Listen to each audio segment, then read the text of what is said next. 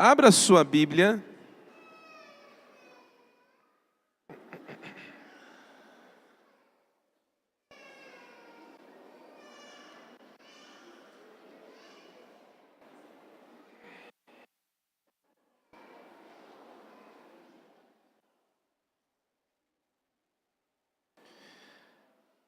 Apocalipse capítulo 3.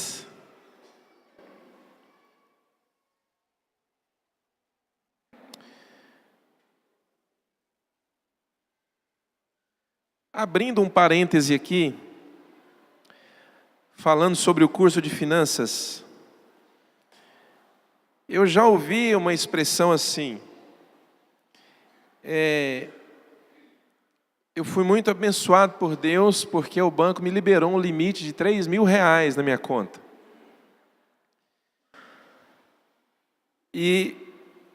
Ou já ouvi também assim,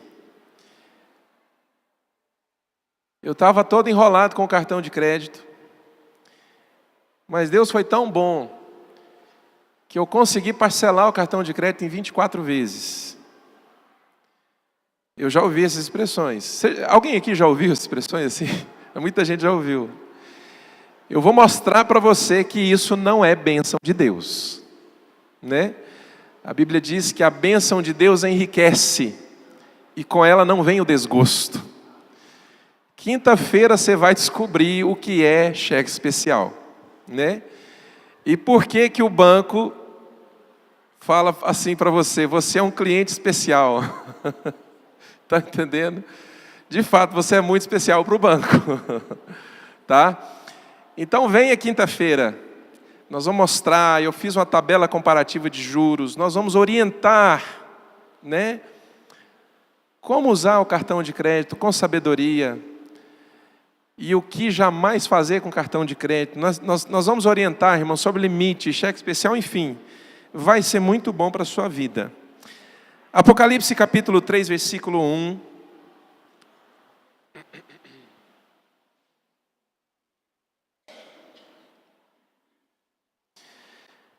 Diz assim: ao anjo da igreja em Sardes, escreva: estas são as palavras daquele que tem os 7 Espíritos de Deus e as 7 estrelas.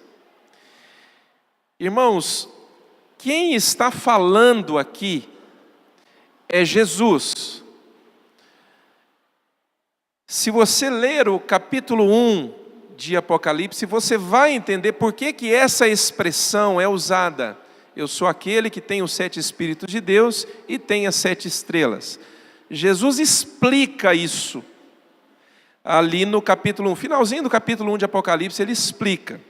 Porque às vezes a gente começa a ler o texto, né? E não entende o contexto, então você acha estranho. Mas lá Jesus explica. Então quem está falando aqui é Jesus.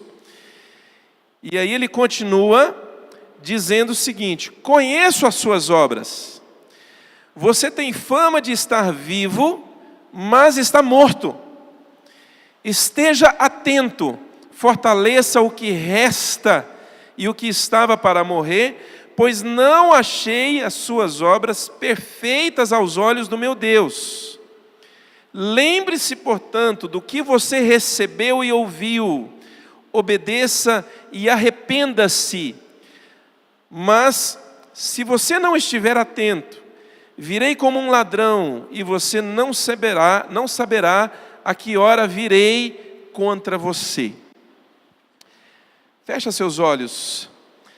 Senhor, nos dê entendimento sobre a Tua palavra, para que ela seja vida em nós e nos tire de qualquer condição reprovável diante do Senhor e nos torne, Senhor, aptos para o encontro com o Senhor Jesus. Em nome dele é que nós oramos. Amém. Sardes é o nome de uma cidade que ficava na Ásia Menor, atualmente hoje é a região da Turquia.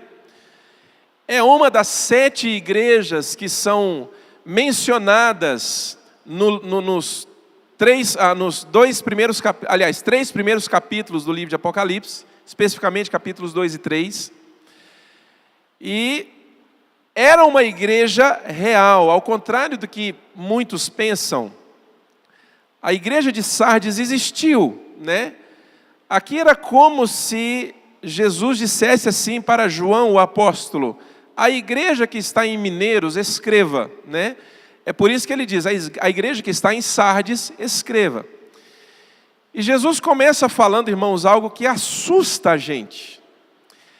Ele diz assim: você tem fama de estar vivo, mas está morto. Fortaleça o que resta e que está para morrer, pois não achei as suas obras perfeitas aos olhos do meu Deus.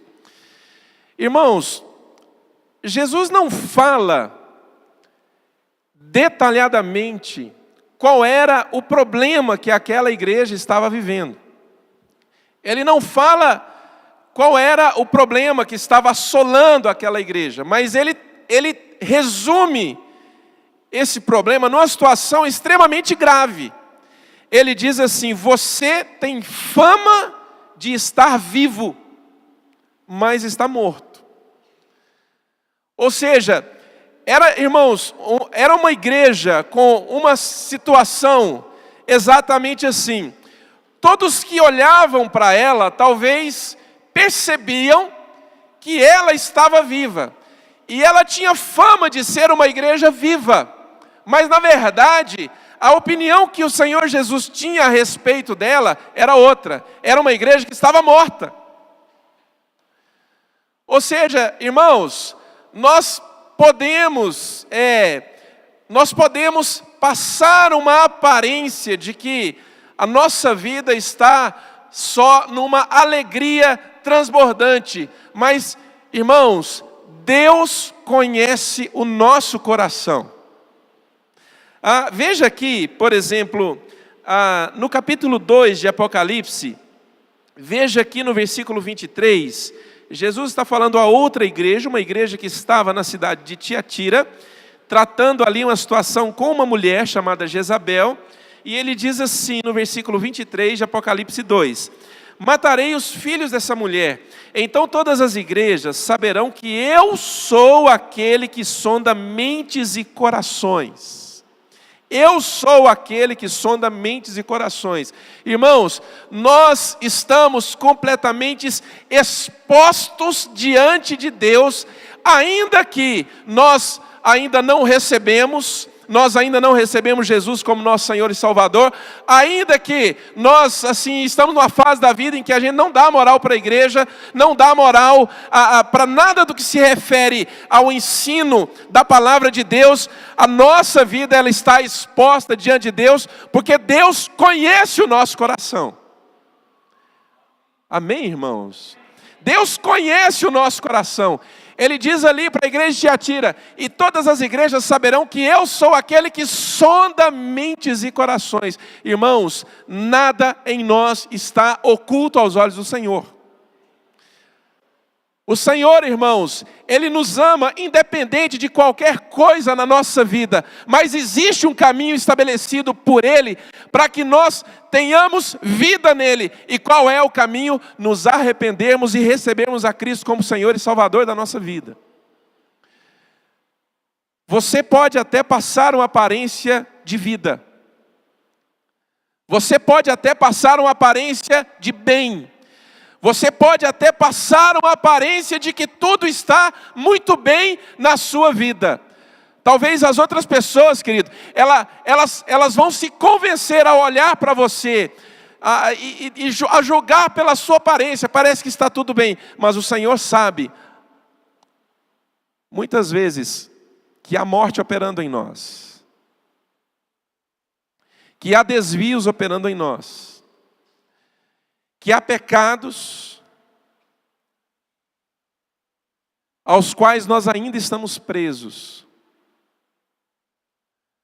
O Senhor sabe, irmãos, e conhece que muitas vezes há dúvidas no nosso coração. E sabe, irmãos, os segredos mais íntimos da minha alma. Eu sou aquele que sonda mentes e corações. Se você crê em Deus, Ele é aquele que sonda a sua mente e o seu coração. Se você não crê em Deus, Ele é aquele que sonda a sua mente e o seu coração. Se você crê na palavra de Deus e no que a palavra de Deus disse, eu sou aquele que sonda a sua mente e o seu coração. Se você não crê no que a palavra de Deus diz, eu sou aquele que sonda a sua mente e o seu coração. Irmãos, o fato de o Senhor nos conhecer não está relacionado ao fato de eu crer ou não nele. Ele me conhece, Ele é o meu Criador, foi Ele quem me criou. E Ele é aquele que sonda mentes e corações. É o que Ele diz para a igreja em Tiatira. É por isso, irmãos, que Ele sabe muito bem, e Ele vê muito bem qual é a situação da nossa alma. Ele vê, irmãos, o que se passa em nós.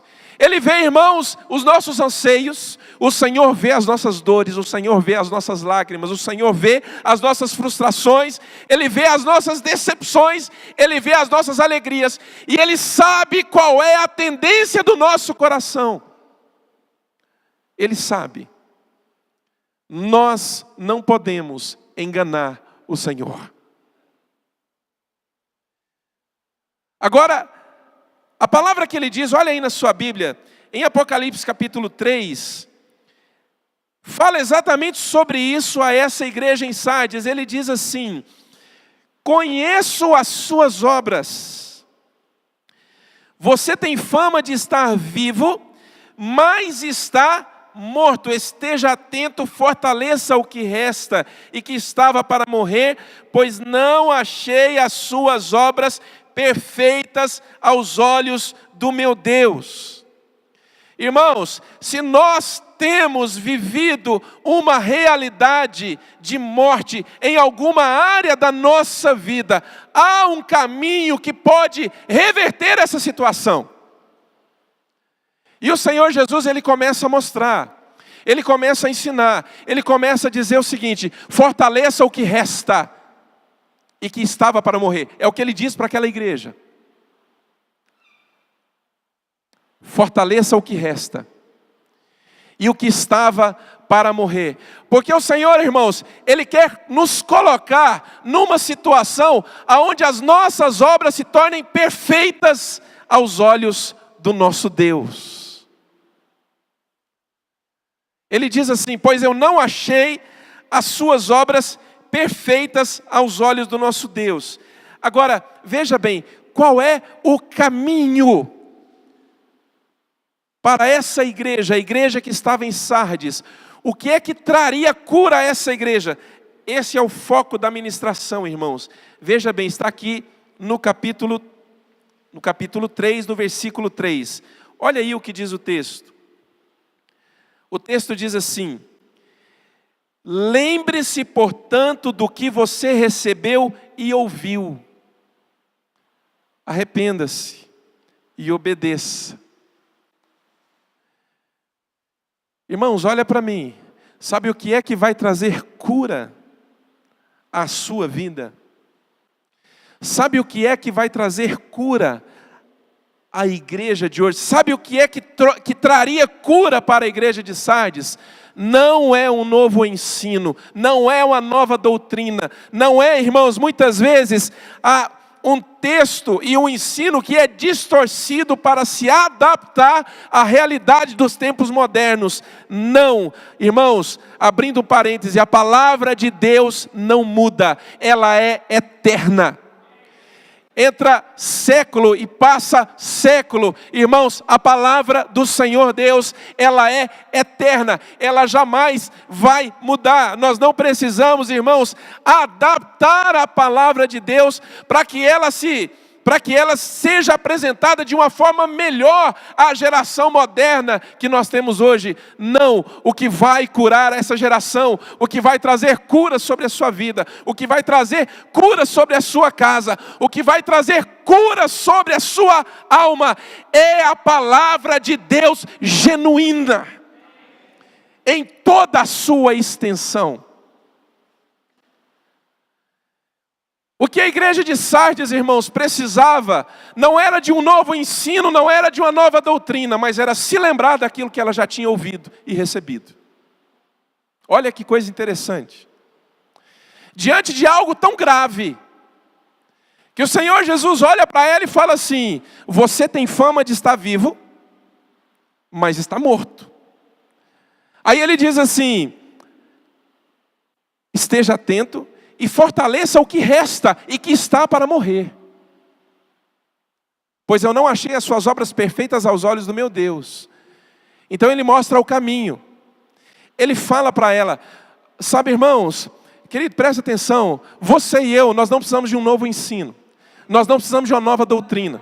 Nós não precisamos da palavra de Deus distorcida para se adaptar e torná-la mais palatável para mim. Não, nós não precisamos disso. Sabe o que é que nós precisamos, irmãos? Nós precisamos nos lembrar daquilo que nós ouvimos e recebemos e precisamos de obedecer a palavra de Deus. Irmãos, nós não precisamos de uma filosofia de vida trazida à palavra de Deus, misturada com a palavra de Deus e apresentada como palavra de Deus. Palavra de Deus é o que está na Bíblia Sagrada, irmãos. Palavra de Deus é o que está aqui. Isso aqui cura, a filosofia não me cura. Isso aqui cura, conselhos de vida não vão me curar. Mas o que me traz a cura, irmãos, é a palavra de Deus. Olha aqui, veja aqui, no capítulo 2, olha aí no capítulo 2, no versículo, vamos pegar do versículo 18, que a gente lê todo o texto, e aí a gente entende o contexto, entende o que estava acontecendo. Diz assim, Apocalipse 2,18. Ao anjo da igreja em Tiatira, escreva: estas são as palavras do Filho de Deus, cujos olhos são como chama de fogo, e os pés como bronze reluzente. Conheço as suas obras, conheço o seu amor, a sua fé, o seu serviço, a sua perseverança, e sei que você está fazendo mais agora do que no princípio.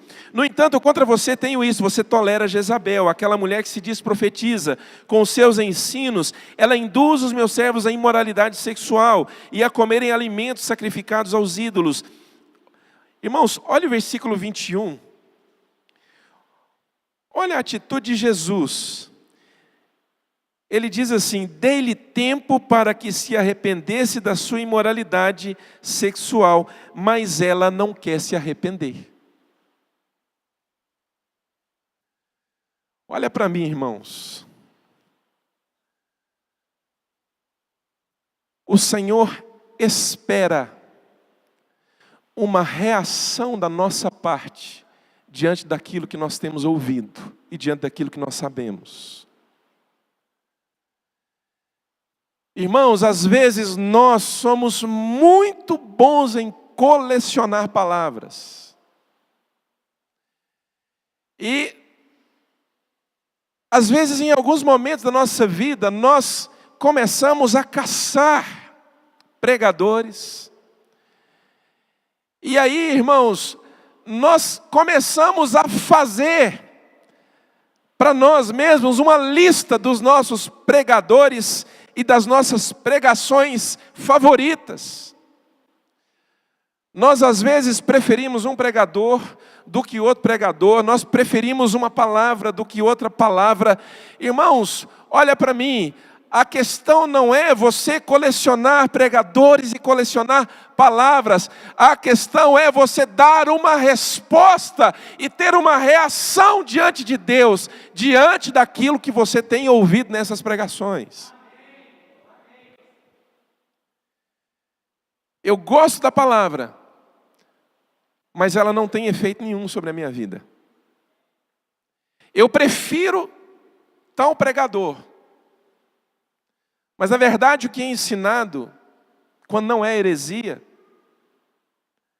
não tem trazido nenhum benefício para a minha vida. Irmão, você não precisa de um novo ensino, você não precisa de uma nova doutrina, você precisa se lembrar do que você aprendeu e obedecer. Você precisa se lembrar daquilo que foi ensinado a você. Você precisa se lembrar daquilo que foi semeado no seu coração. Você precisa voltar os seus olhos para aquilo que foi ensinado a você. E não de uma nova doutrina. E não de uma nova forma de ensino. E não, irmãos, de uma maneira mais top de pregação da palavra de Deus. A gente não precisa de uma pregação top. Nós precisamos da palavra de Deus, que é viva e eficaz, mais poderosa do que a espada de dois gumes, que penetra ao ponto de separar, de dividir alma e espírito, juntas e medulas. Aonde está a palavra de Deus, irmãos, ela vai causar divisão na sua vida. Se você recebeu a palavra de Deus, se você recebe a palavra de Deus, ela vai causar divisão na sua vida. Receber a palavra de Deus não é simplesmente ouvir a palavra de Deus, não é simplesmente escutar a palavra de Deus.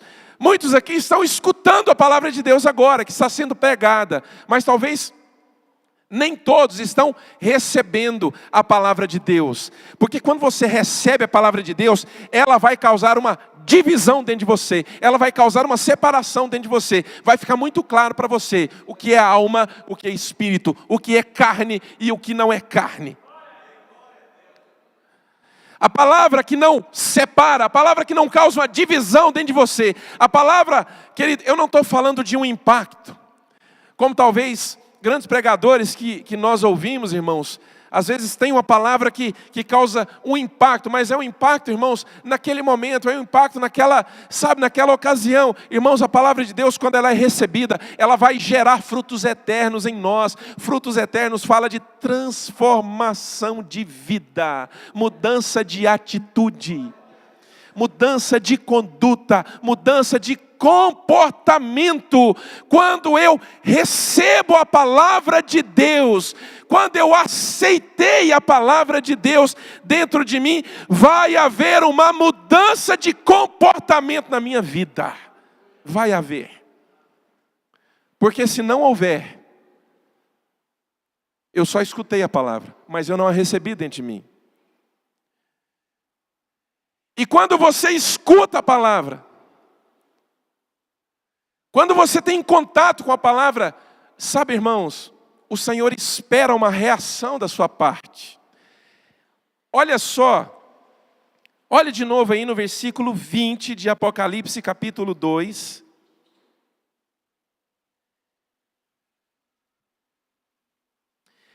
Ele diz assim, ó: no entanto, contra você tenho isso, você tolera Jezabel, aquela mulher que se diz profetiza.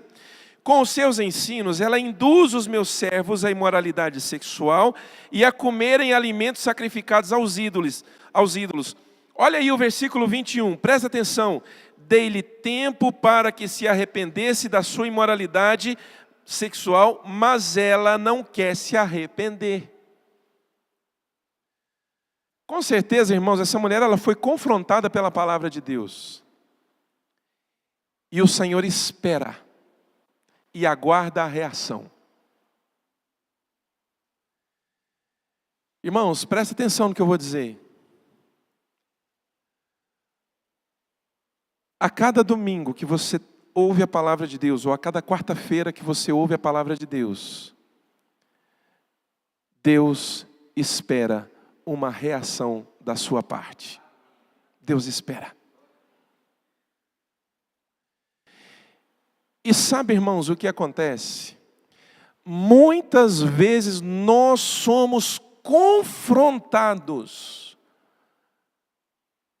quando nós recebemos a palavra de Deus. O que é ser confrontado? Você identifica situações na sua vida, você identifica uma questão na sua vida que precisa ser resolvida diante daquilo que você está ouvindo. Ali, irmãos, nesse momento, irmãos, da parte de Deus, uma atitude de esperar uma reação nossa, assim como quando Jezabel, aqui no capítulo 2 de Apocalipse, ela é confrontada pela palavra de Deus, e o Senhor Jesus esperou uma reação dela. E ele fala o seguinte: ela precisa de tempo, então vamos dar-lhe tempo para que se arrependa. Mas aí, sabe o que acontece, irmãos? Passa-se o tempo, e o que acontece? Jesus olha e fala: ela não quer se arrepender. Irmãos, muitas vezes nós achamos que o que vai trazer uma solução para a nossa vida é mudar de igreja. Muitas vezes nós achamos que o que vai trazer solução para a nossa vida é ganhar na loteria. Falamos disso na quinta-feira. Muitas vezes nós achamos que o que vai trazer solução para a nossa vida é a conversão dos nossos familiares. Muitas vezes nós achamos que o que vai trazer solução para as nossas questões, os nossos problemas, irmãos, é uma palavra nova que nós vamos ouvir, ou um profeta de Deus que vai olhar para mim e contar toda a minha vida de cima e embaixo. Irmãos, não é a solução da sua vida, está em você se lembrar daquilo que você recebeu, se arrepender e obedecer aquilo que você recebeu. A minha esposa foi, há uns anos atrás, muitos anos atrás, foi numa loja e comprar alguma coisa, e estava planejada as compras, viu, irmãos? Essa compra estava planejada. O pessoal da turma do curso de finanças. E o vendedor falou assim para ela: você é pastora, não é? Sim, eu sou pastora. Que dia que vai profeta lá na sua igreja? Aí ela falou assim: profeta? Sim. Isso, ela disse exatamente isso: olha, tem um muito bom que vai estar lá domingo. Aí ele falou assim: mesmo? Mesmo? Então vai ter um profeta lá na sua igreja domingo? Vai ter um profeta lá. Mas que profeta que é esse? Meu marido, pastor Stanley. Ah, não, eu estou falando daqueles assim que olha para a gente e adivinha. Adivinha, né, o que a gente está passando e tal. Estão entendendo? A palavra de Deus, ela está diante de você, e ela é a fonte de toda a vida para a sua vida, ela é a fonte da solução de todas as suas questões, de todos os seus problemas, ela é a fonte de cura para a sua alma amargurada, ela é a fonte de cura para a sua casa, para a sua família, ela é a fonte de salvação e vida eterna para você. Apenas lembre-se do que você recebeu, lembre-se do que você ouviu, arrependa-se e obedeça. Qual era a saída para a igreja de Sardes, diante de uma situação tão grave? Você tem fama de estar vivo, mas está morto. Qual era a saída? A saída é lembrar do que ouviu. Continuando o texto aqui, que fala aqui em Apocalipse 2, 20... Olha aqui no 24, continuando aí o texto que fala sobre essa mulher, Jezabel, que se dizia profetiza. Olha só, ele diz assim: aos demais que estão em Tiatira, a vocês que não seguem a doutrina dela e não aprenderam, como eles dizem, os profundos segredos de Satanás, eu digo: não porei outra carga sobre vocês, tão somente apeguem-se com firmeza ao que vocês têm, até que eu venha. Olha, irmãos, que coisa extraordinária. Irmãos, nós precisamos nos apegar com firmeza àquilo que nós já recebemos, irmãos. Irmãos, duas coisas, isso é uma opinião pessoal minha, né? Estou deixando bem claro que isso é uma opinião pessoal minha. Eu não gosto do termo revelação. Cara, que revelação extraordinária que foi a pregação hoje. Sabe, é como se você ouvisse e aquilo fosse algo novo.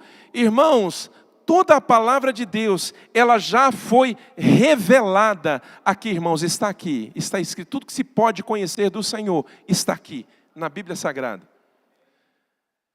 Ao invés de usar revelação, eu prefiro usar o termo entendimento. Estava aqui o tempo todo, eu não tinha entendido, mas agora eu entendi. Mas se você usar o termo revelação, eu não vou ficar chateado, de maneira alguma. Mas eu preciso, irmãos, aprender a me apegar com firmeza. A me apegar com firmeza àquilo que eu sei, aquilo que eu tenho ouvido, aquilo que eu tenho recebido. Olha aqui, abre lá em Hebreus. Vai lá para Hebreus, só você voltar aí. Veja Hebreus capítulo 4.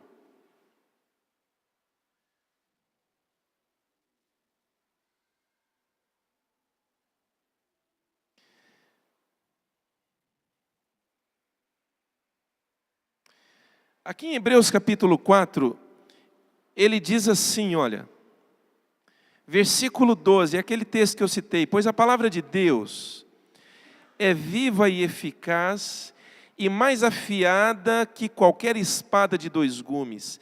Ela penetra até o ponto de dividir alma e espírito, juntas e medulas, e julga os pensamentos e intenções do coração. Agora vai lá para o versículo 14 de Hebreus capítulo 4.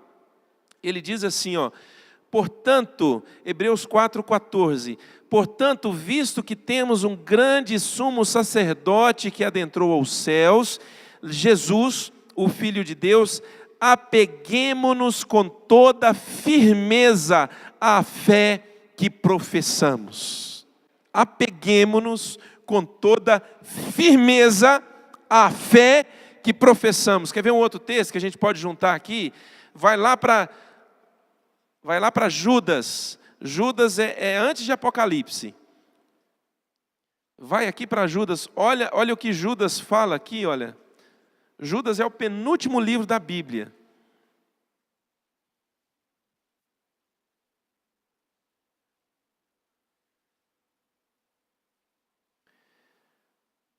Ele diz assim, ó, Judas só tem um capítulo, né? Então a gente fala direto o versículo. É o versículo 3 de Judas. Esse Judas aqui, irmãos, não é Judas o traidor, o que traiu Jesus. Esse aqui é um outro discípulo de Jesus que tinha o mesmo nome. Então ele diz assim no versículo 3. Amados, embora estivesse muito ansioso por lhes escrever acerca da salvação que compartilhamos, senti que era necessário escrever-lhes, insistindo que batalhassem pela fé de uma vez por todas confiada aos santos. Ou seja, Judas insiste aos irmãos daquela igreja que batalhassem pela fé. Olha para mim, irmãos, nós temos que aprender a batalhar pela nossa fé, a guardar a nossa fé, a nos apegarmos com toda a firmeza, como diz lá em Hebreus, no capítulo 4, apeguemo-nos com toda firmeza à fé que professamos. Irmãos, eu vou falar um negócio para você. Pregadores famosos vão passar, palavras que moveram grandes multidões vão passar. Modismos dentro do povo de Deus vai passar. Mas a palavra de Deus, ela é eterna. Ela não vai passar. É por isso que eu preciso aprender, irmãos, a me apegar com toda firmeza à palavra, a me lembrar do que eu recebi. Olha agora, vai para 1 Pedro. Aqui tem algo fantástico, irmãos. Em 1 Pedro, é só voltar um pouquinho aí para trás, antes de Judas. Você vai achar, voltando aí de Judas, vai achar 1 João, 3 João, 2 João, 1 João, aí 2 Pedro. Lá em 2 Pedro, você vai aqui para o capítulo 3.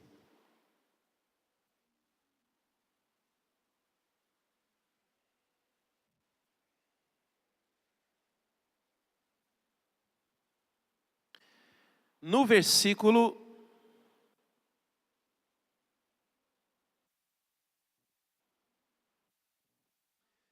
1. 2 Pedro capítulo 3, versículo 1 diz assim, ó: Amados, esta é agora a segunda carta que lhes escrevo.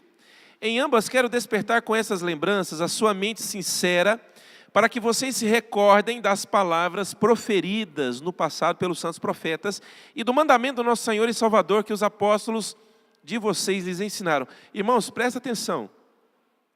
Antes de tudo, saibam que nos últimos dias surgirão escarnecedores, zombando e seguindo suas próprias paixões.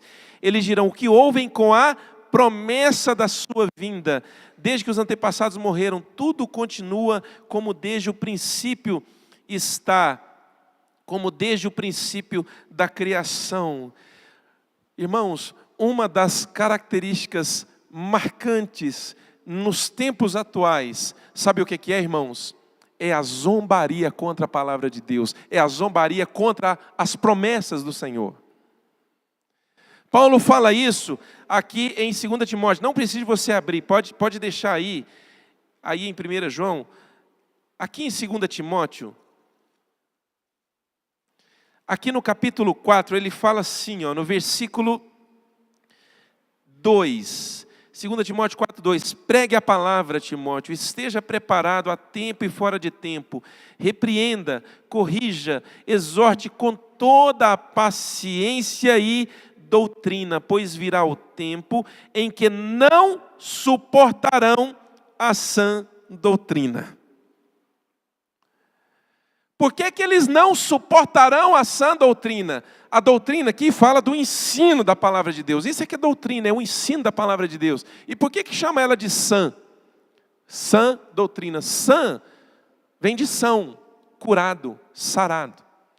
Ou seja, a doutrina do Senhor, a palavra de Deus, o ensino da palavra é um ensino curado, é sarado, irmãos. Nele há vida, nele não há corrupção, nele não há distorção. Ele é livre de qualquer corrupção. É a palavra de Deus. Mas Paulo fala para Timóteo que eles não suportarão a sã doutrina. Por que eles não suportarão a palavra? Irmãos, por que não se suporta a palavra? Primeiro, porque a palavra de Deus, ela traz confronto com a nossa vida. Irmão, se a palavra de Deus, ela não confronta a nossa vida, então tem algo muito errado. Com a palavra de Deus não tem, porque nela não há erro, então tem comigo. Que não consigo me sentir confrontado pela palavra de Deus. Às vezes a mente já está tão cauterizada por erros que nós insistimos em permanecer, que deixa de fazer efeito na nossa vida. Eles não suportam a sã doutrina, irmão. Sabe por quê? Porque a palavra de Deus, ela vai contra tudo o que acontece no mundo lá fora. Em 1 João, acho que é 1 João, João fala assim: não ameis o mundo e nem as coisas que há no mundo. Aquele que ama o mundo não ama o Senhor, ou não tem o amor do Senhor. Ou seja, a palavra de Deus, irmãos, ela sempre vai trazer confronto na nossa vida. Ela sempre vai mostrar para nós caminhos que nós precisamos tomar, decisões que nós precisamos tomar para que haja cura na nossa vida. E muitas vezes, irmãos, esse confronto, ele é dolorido, ele machuca a nossa vida. Irmãos, a ferida que a palavra de Deus causa na nossa vida jamais vai gerar morte em nós. Ela vai gerar vida em nós. Ainda que doa, ainda sabe que incomode, ainda que seja desconfortável, mas essa palavra ela vai gerar vida em nós, irmãos, jamais morte. Mas chega um ponto, irmãos, em que, sabe, a obstinação em permanecer no erro, ela é tão grande, que aí você já não se permite mais ser confrontado pela palavra de Deus, e o que acontece? Aí você não suporta mais ouvir a palavra de Deus. Aí acontece isso aqui, olha. No versículo 3, ele diz assim: pois virá o tempo em que não suportarão a sã doutrina. Ao contrário, sentindo coceira nos ouvidos, juntarão mestres para si mesmos, segundo os seus próprios desejos. Ou seja, vamos juntar um grupo aqui e vamos levantar um pregador que vai ensinar aquilo que nós queremos ouvir. É por isso que se distorce a palavra de Deus. Repete assim comigo: eu preciso me lembrar do que eu tenho ouvido, do que eu tenho aprendido. Diga assim: eu preciso me lembrar do que eu tenho recebido. Eu preciso me arrepender e eu preciso obedecer. E eu vou ter vida em abundância. Amém, irmãos? Glórias a Deus. Vamos ficar de pé em nome de Jesus.